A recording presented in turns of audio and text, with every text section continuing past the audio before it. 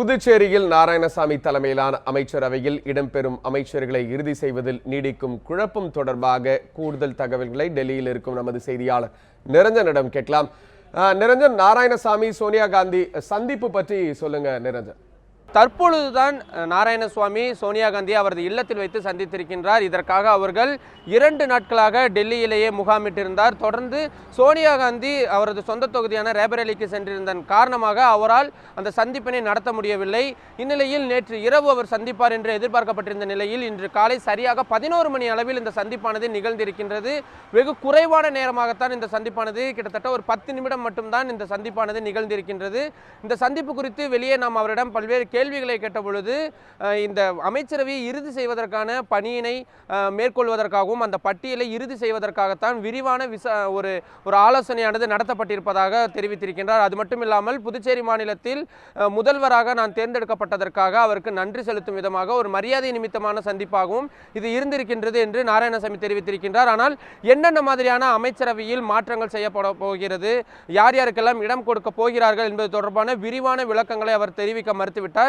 இது சோனியா காந்தி அதிகாரப்பூர்வமாக அறிவித்த பின்னர் தான் நாங்கள் வெளியிட முடியும் என்றும் நாராயணசாமி திட்டவட்டமாக தெரிவித்திருக்கிறார். ஜபசிங், நிரஞ்சன், தற்போது புதுச்சேரியை சேர்ந்த வேறு யார் யாரெல்லாம் சோனியா காந்தியை சந்திக்க முயற்சிக்கிறார்கள்? இது தொடர்பான தகவல்கள் ஏதாவது இருக்கா நிரஞ்சன்?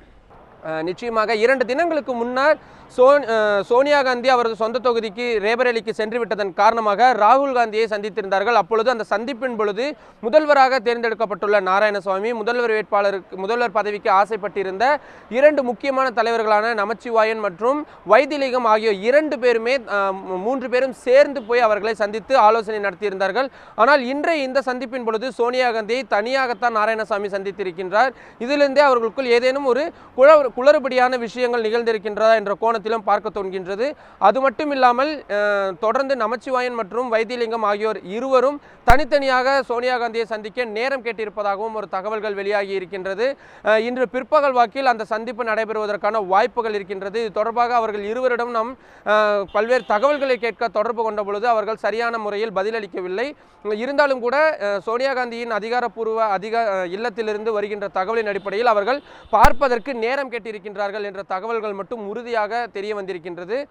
இவர்கள் இருவரும் அந்த துணை முதல்வர் என்ற அந்த பதவி புதிதாக உருவாக்கப்பட்டு தங்களுக்கு வழங்கப்பட வேண்டும் என்ற ஒரு முக்கியமான கோரிக்கையாகத்தான் வைத்திருக்கின்றார்கள். ஏனென்றால் நமச்சிவாயன் அவர்கள் இந்த முறை புதுச்சேரி மாநிலத்தின் முதல்வராக தேர்ந்தெடுக்கப்படுவார் என்று அறிவிக்கப்பட்டிருந்தார். ஏற்கனவே வைத்திலிங்கம் முதல்வராக இருந்தவர். எனவே இதன் காரணமாக அவர்கள் இருவருக்கும் சமநிலையை வழங்குவதற்கான ஒரு விஷயமாகத்தான் பார்க்கப்படுகின்றது. அது மட்டும் இல்லாமல் முக்கியமான இலாக்காக்களையும் தங்களுக்கு ஒதுக்க வேண்டும் என்ற ஒரு முக்கியமான கோரிக்கையும் அவர்கள் சோனியா காந்தியிடம் வைக்கவிருக்கின்றார்கள். ஏற்கனவே ராகுல் காந்தியிடம் இது தொடர்பாக தான் வைத்திருக்கின்றார்கள்.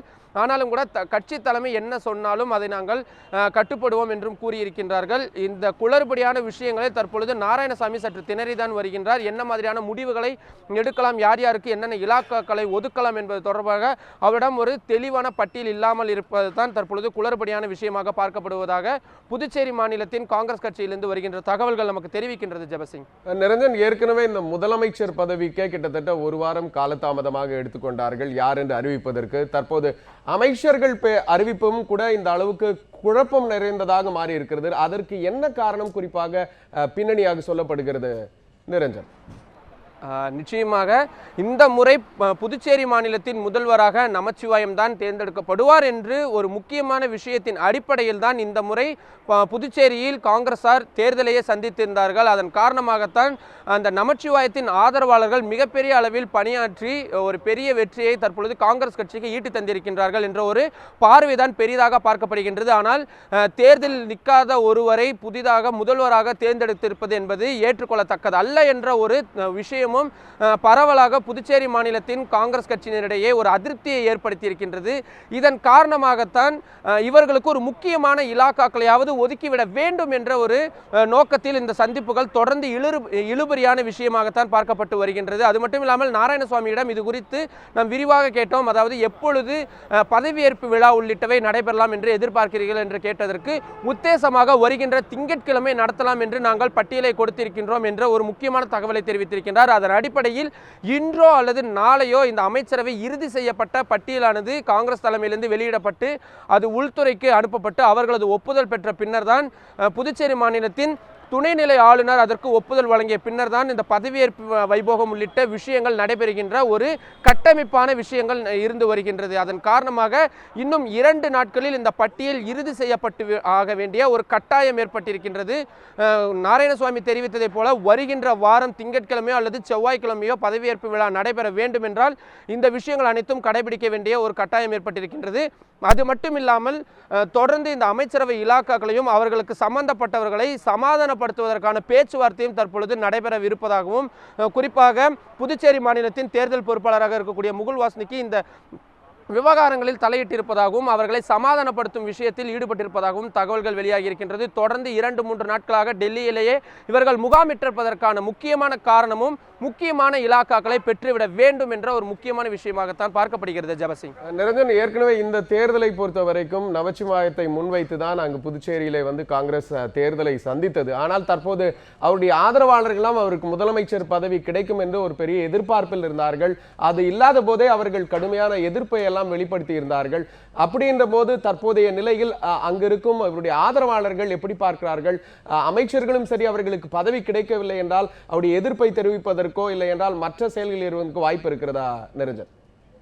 அதாவது நமச்சிவாயத்தை பொறுத்தவரை அவர் முதல்வர் பதவி கிடைக்கவில்லை என்ற ஒரு நிலை உருவாகிவிட்டது. எனவே தனக்கு துணை முதல்வர் பதவியாவது கிடைக்கப்பட வேண்டும் என்று மிக தீவிரமாக இருக்கின்றார். ஆனால் கட்சி தலைமையிலிருந்து அவருக்கு சுகாதாரத்துறை ஒதுக்குவதற்கு தான் தற்பொழுது தயாராக இருந்து வருகின்றார்கள். இதற்கு முக்கியமான காரணமாக பார்க்கப்படுவது கிரண்பேடி தற்பொழுது துணைநிலை ஆளுநராக நியமிக்கப்பட்டிருக்கின்றார். அவர் பதவியேற்றதிலிருந்தே தெரியும், அதிரடியான முடிவுகளை எடுக்கக்கூடியவர். அவர் காவல்துறை அதிகாரியாக இருந்த பொழுதும் பல்வேறு அதிரடியான நடவடிக்கைகள் எடுத்திருக்கின்றார். அப்படிப்பட்ட ஒருவரை சமாளிக்கக்கூடிய விஷயங்களை மூத்த தலைவராக இருக்கக்கூடிய மத்தியில் ஒரு அங்கம் வகித்த ஒருவரால் தான் சமாளிக்க முடியும் என்ற ஒரு முக்கியமான விஷயத்தின் காரணமாகத்தான் நாராயணசாமி நியமிக்கப்பட்டதாக ஒரு காங்கிரஸ் தலைமையிலிருந்து வருகின்ற தகவலும் தெரிவித்திருக்கின்றது. ஆனாலும் கூட தனக்கு துணை முதல்வர் பதவியாவது கிடைக்கப்பெற வேண்டும் என்ற ஒரு முக்கியமான கோரிக்கையை தான் தற்பொழுது வைத்திருக்கின்றார்.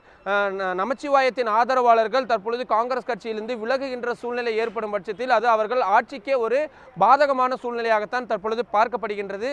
அது மட்டும் இல்லாமல் நமச்சிவாயத்தை விடவே நாம் இது தொடர்பாக நேரடியாக பல்வேறு கேள்விகளை கேட்டபொழுது கூட காங்கிரஸ் தலைமை என்ன முடிவு எடுத்தாலும் நான் ஏற்றுக்கொள்ள தயாராக இருக்கின்றேன் என்ற ஒரு முக்கியமான விஷயத்தை கூறியிருக்கின்றார்.